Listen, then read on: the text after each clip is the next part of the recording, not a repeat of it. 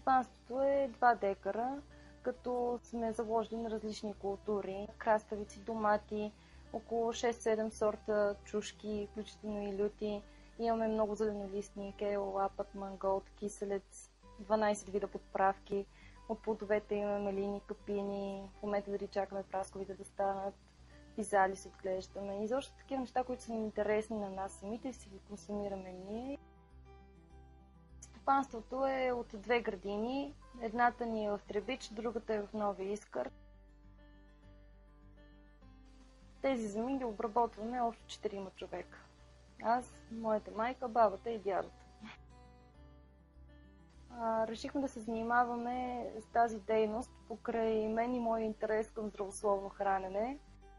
Започнахме ние по този начин да си отглеждаме културите на принципа на пермакултурата с биопрепарати.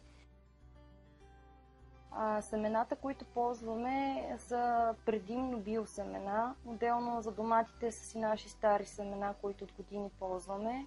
А биосемената ги поръчвам дори от щатите. Вредителите по растенията ги преборваме с сертифицирани биопрепарати. Аз също си правим и някои отвари, лично ние, като отвар от коприва.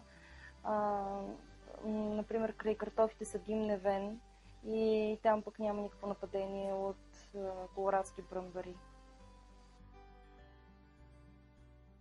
Директният контакт с клиентите за мен е много важен, защото така те печелят от нашето доверие и ние печелим тяхното. Той е взаимен процес. Нашата продукция може да бъде намерена на пазарите на Хранкоп, Римската стена и Иван Вазов.